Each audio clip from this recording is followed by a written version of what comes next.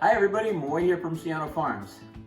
We are about to make our own ham from our farm. So this is a pig that we raised here, and this is the whole ham. We actually cut it in half. It was a 300-pound sow, and it's time for us to brine this. So how do you brine it? We're going to brine it with, there's different recipes. If you go online, you find all kinds of different ways of doing this. The way we've chosen to do it is more of the short one, the home cured, home smoked style. So what we're going to do is first we weighed these out, we trimmed them, we cut it, we actually cut the whole ham in half, so we have two hams here. And if you see here up close, you can see the bone here. So that just looked delicious. Anyway, so we are going to brine this one for 5 days. This is 10 pounds. And we're going to brine this one for 4 days. This is 7 pounds. And after those days of brining them, then we're going to smoke them and get them up to the temperature, and we'll cover that when we get to that point.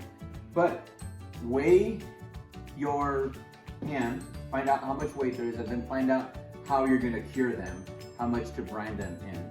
There's different ways of doing it. We're, again, like I'm saying, we're doing the home cure style. So if you come over here and you take a look at this pot right here, we're making the brine, and in this brine right here is 4.5 cups of salt, 4 cups of sugar. We have coriander seed, peppers, whole peppers, peppercorns I guess they're called. We have garlic, about 10 cloves of garlic crushed. And what else we have in there? We have a bay leaf. Check out this bay leaf. One of the biggest bay leaves I've ever seen in my life.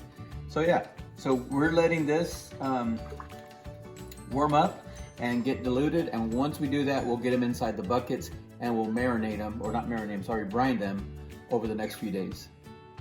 All right guys, so we've had our ham brining for 6 days now.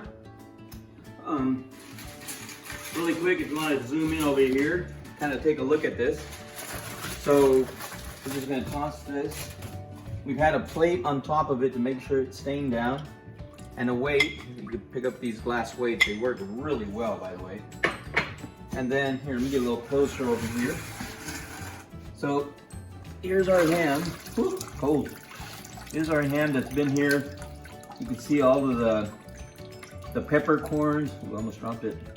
The cloves, the garlic, the celery. All this has been adding flavor to it. So I'm gonna put it in this water right here.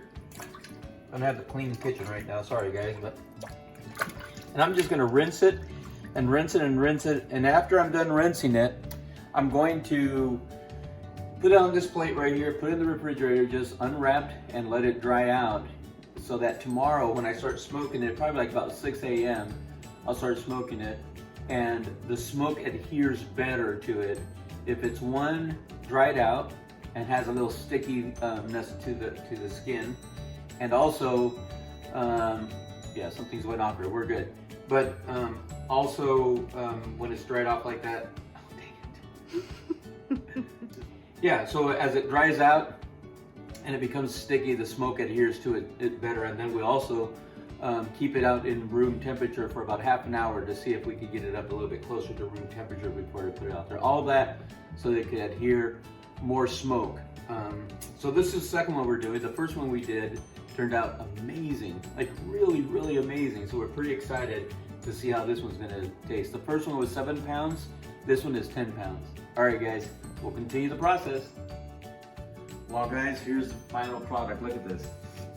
We didn't glaze it. We opted not to glaze it, but we brined it for 5 days, and then we let it set for a day before we smoked it. And then today we smoked it. We started at 8 a.m. It was done by 2, and now it's chilled out a little bit, and we're gonna enjoy our first bite of our ham. So there's a camera girl that's gonna get to enjoy some of this as well. But here we go.